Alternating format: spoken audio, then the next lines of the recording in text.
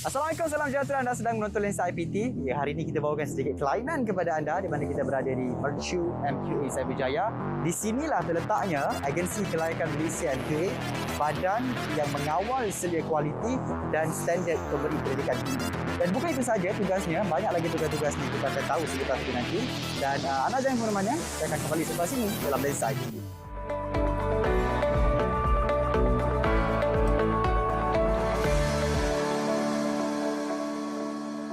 Minda manusia dalam dunia komunikasi, dia mudah lupa pada lazim. Semua stesen televisyen, kerajaan dan swasta, 70 stesen yang dilesenkan. Semua media, termasuk media milik kerajaan ataupun tidak, semua media cetak, semua media elektronik dan sebagainya harus mempunyai peranan untuk menyemarakkan falsafah pengurusan dan pentadbiran negara. Ia tidak boleh jadi hak eksklusif orang politik semata-mata kerana kesejahteraan itu adalah milik semua untuk semua.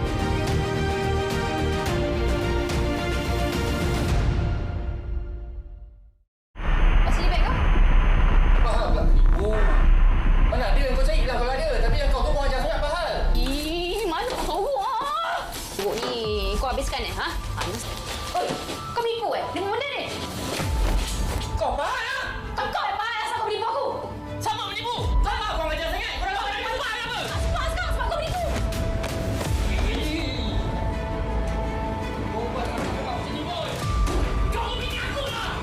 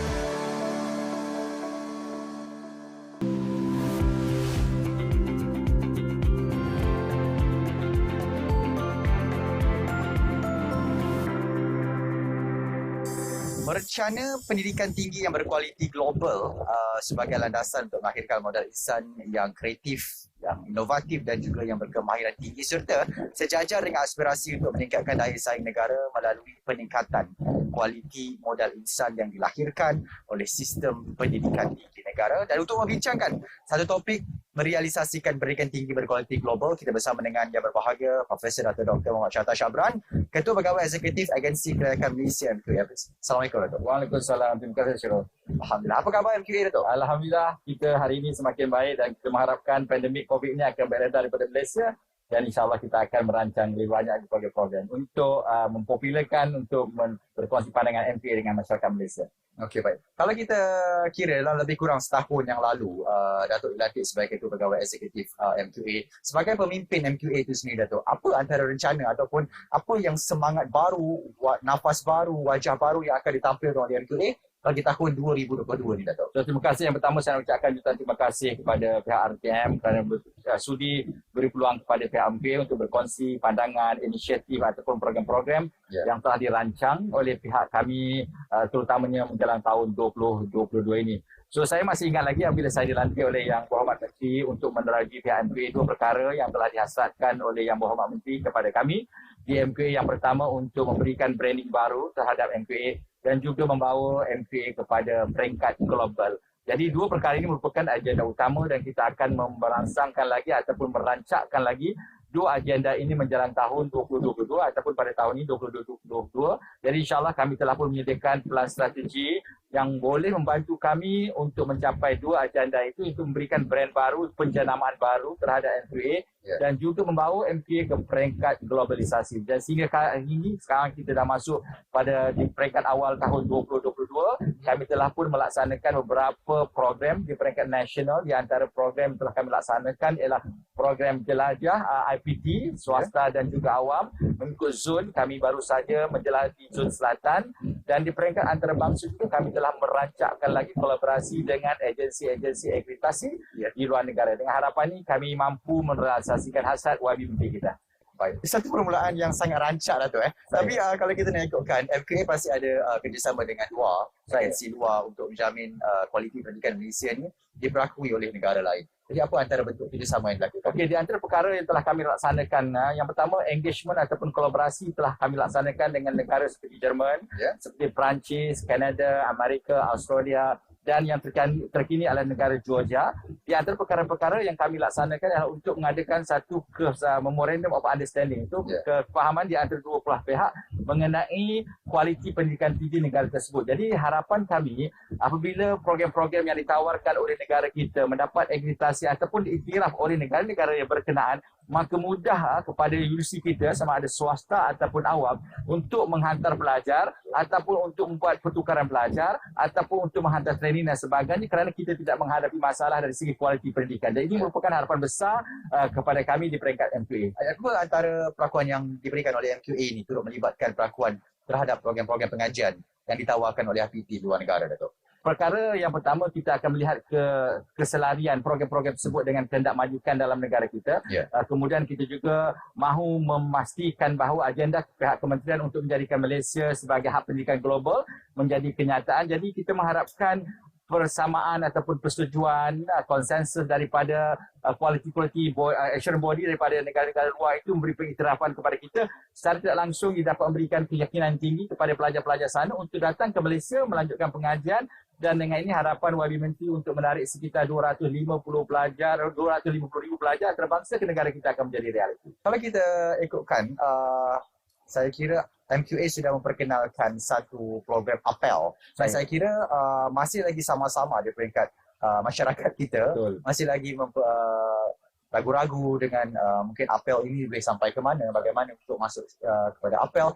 Dan mungkin Datuk boleh beri penerangan sikit berkenaan dengan apel. Betul, Syirul. Apel merupakan satu produk yang baru dilancarkan pada tahun lepas oleh Yang Berhormat Menteri kita, Datuk Seri Don Raini.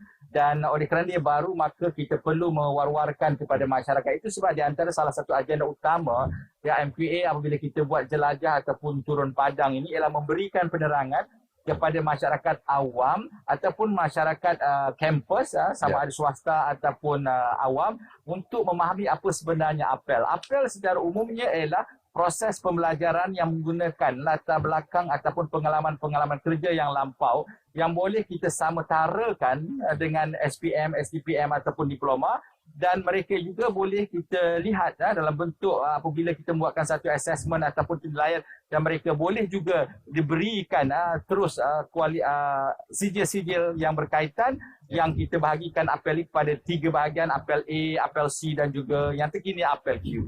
Okey, baik. Apa di antara beza apel A, apel C dan apel Q tu, Datuk?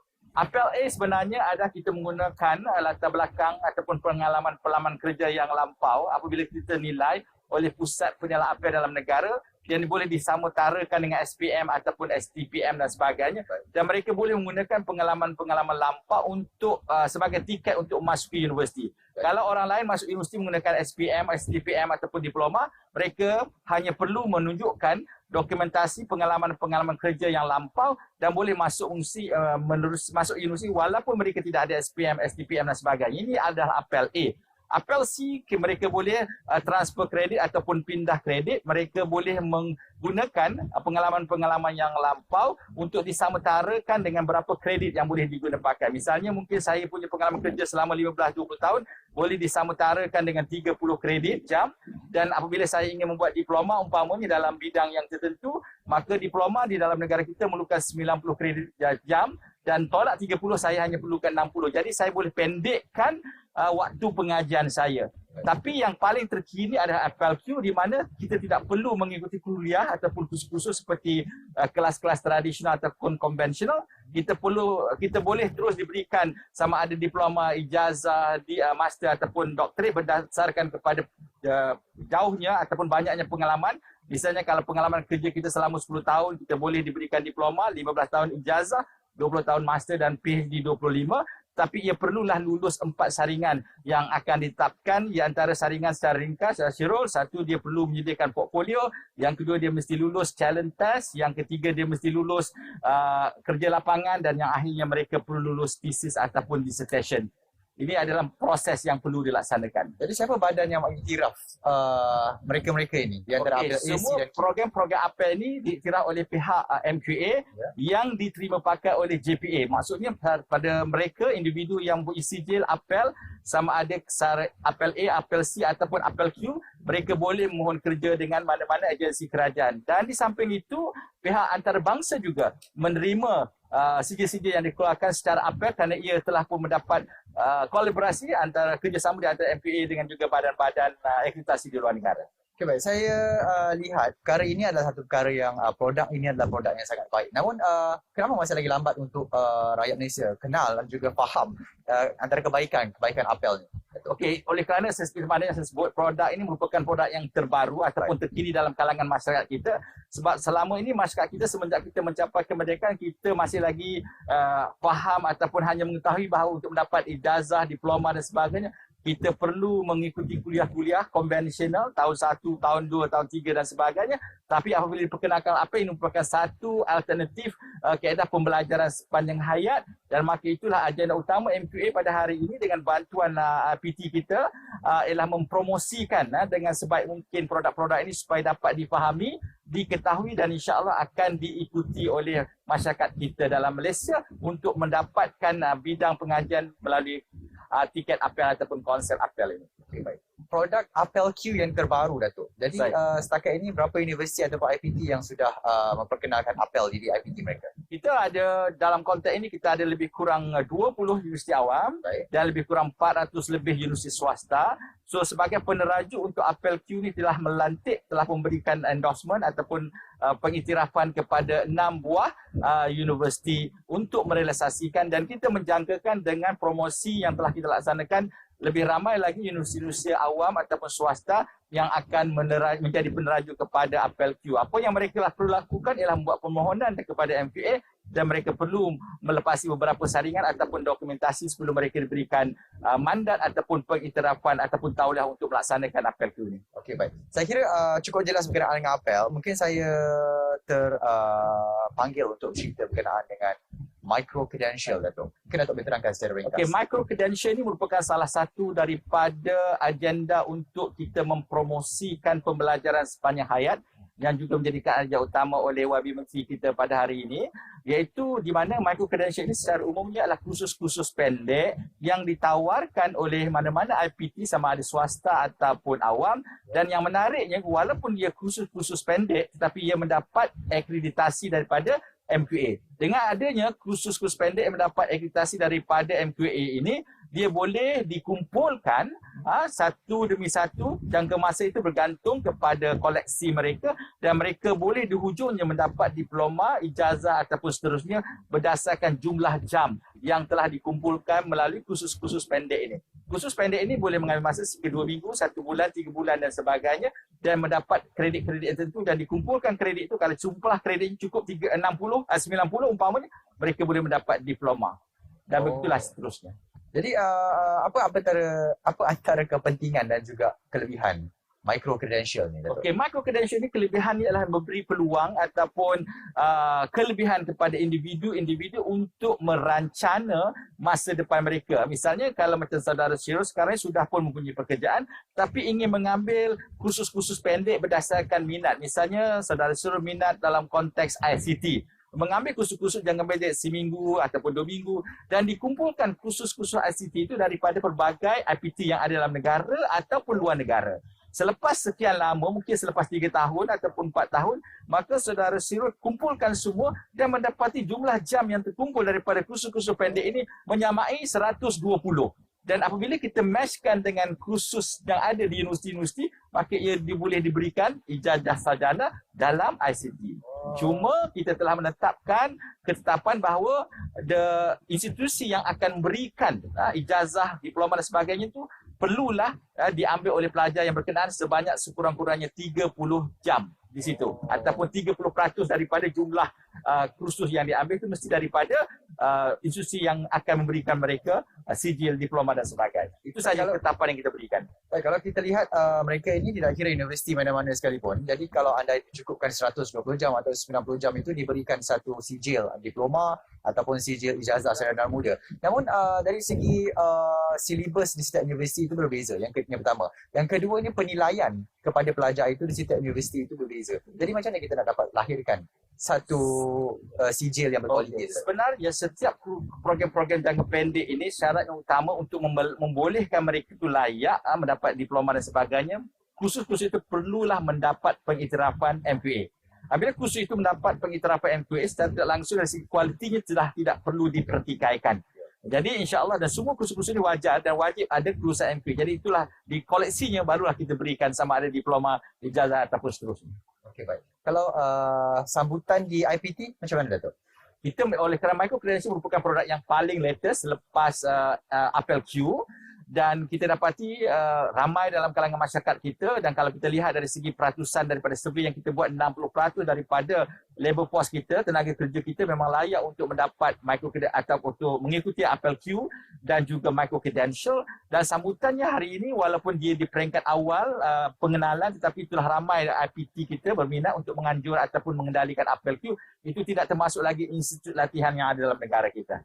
Dan di luar negara sudah banyak program-program sedemikian, cuma kita perlu menggalakkan masyarakat kita untuk mengikuti sama ada dalam ataupun luar negara. Dan mereka perlu membuat perancangan bidang yang mereka inginkan untuk diberikan pengiktirafan ijazah diploma di hujungnya nanti.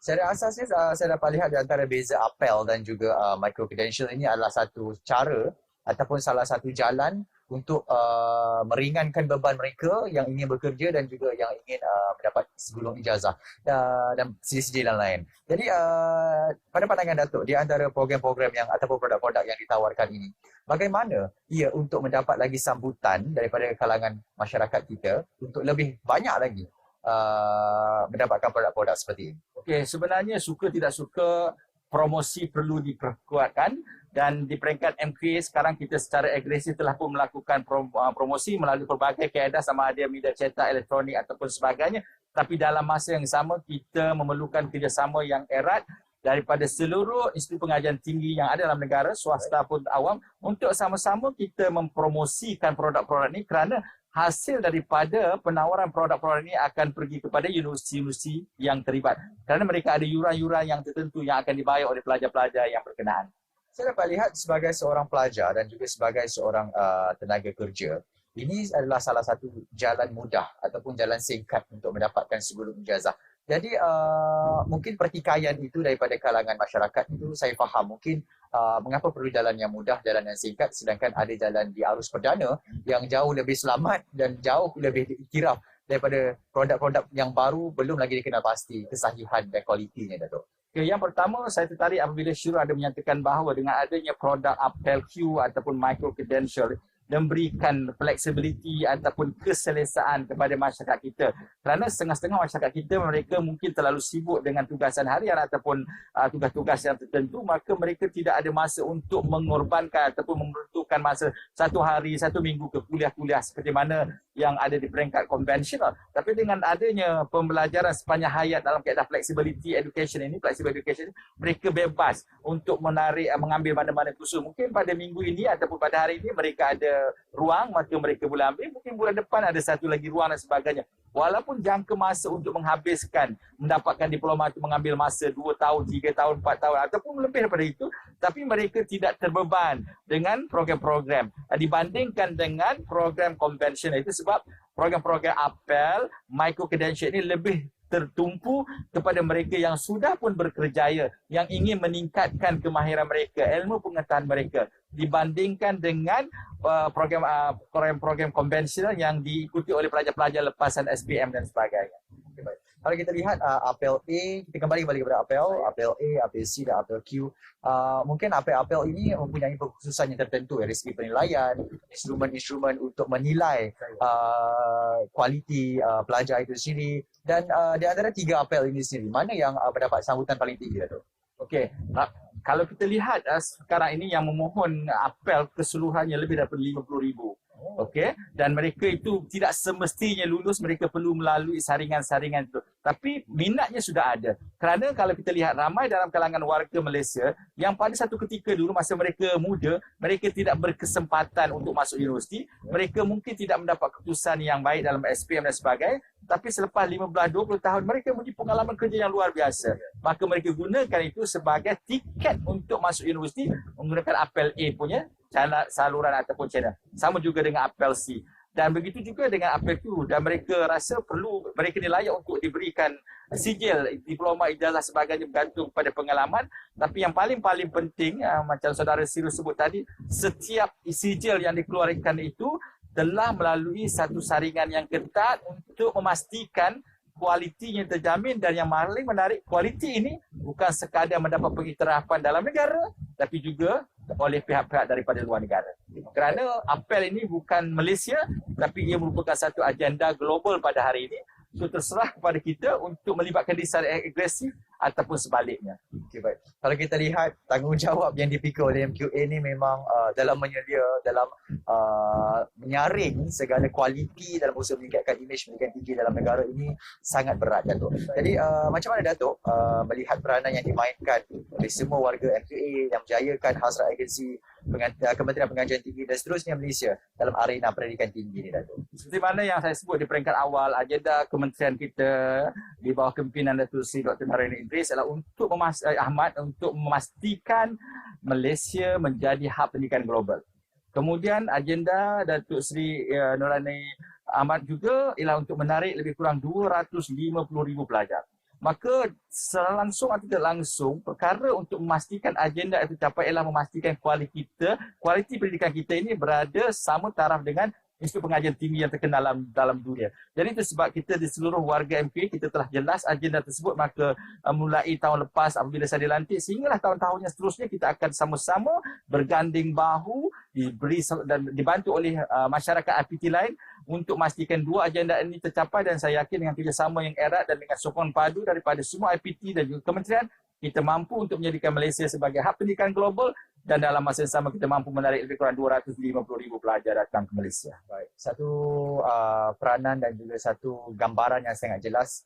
Namun sebagai penutup kita punya perbualan hari ini, Datuk, apa antara harapan, nasihat, pandangan Datuk mengenai pengajian tinggi negara dan MQA pada masa yang akan datang? Harapan saya pada masa yang akan datang, MQA dan juga negara Malaysia dapat merealisasikan agenda 3R, iaitu R yang pertama, kita sentiasa relevan sepanjang masa dalam konteks pendidikan tinggi.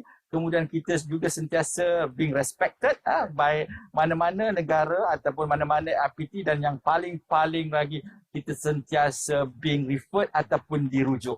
Jadi untuk bolehkan kita sentiasa menjadi rujukan, kita sentiasa dihormati, kemudian sentiasa relevan, maka kita perlu memastikan dua agenda utama yang saya sebut tadi dapat kita laksanakan.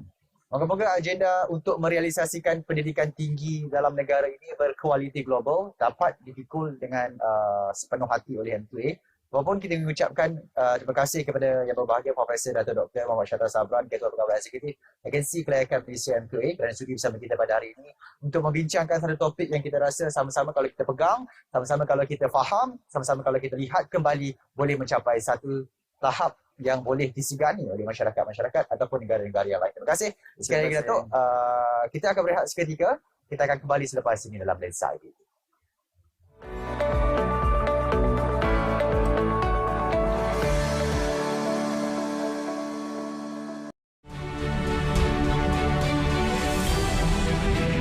Sebagai negara upper middle income dengan jumlah komposisi generasi muda dan para pelajar yang besar dalam masyarakat, kerajaan akan turut memfokuskan kepada penyediaan generasi muda yang dapat mengharungi cabaran IR 4.0 dengan memperkasa kurikulum pendidikan sekolah dan universiti dengan memperkukuhkan sistem pendidikan yang holistik serta melaksanakan pelbagai inisiatif bagi meningkatkan kemahiran penilaian analitik berdasarkan data dan sains.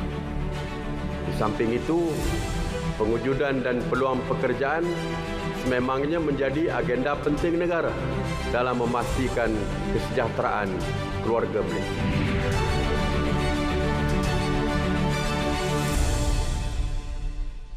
Nilai dalam keluarga Malaysia ada nilai-nilai kesyukuran. Kalau kita syukur, Tuhan akan permudahkan lagi, tambah lagi nikmat kepada kita. Bukan kerana kerajaan, dia berjaya itu juga kerana rakyat. Kalau rakyat sabotaj, tak mau terima semua pelan pemulihan, tak mau terima dan menjayakan vaccination, tak mau mematuhi SOP, kita tidak mungkin berjaya. Jadi kejayaan ini kejayaan keluarga. Kejayaan ini kejayaan kita.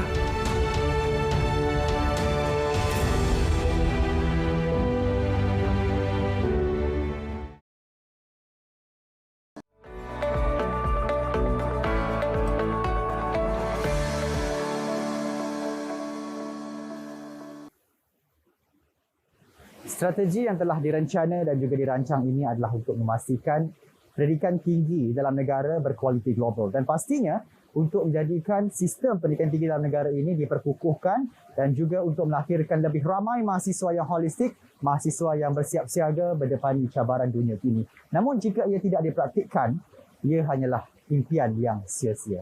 Saya Syarul Islam dan saya IPT. Assalamualaikum dan kita berjumpa lagi.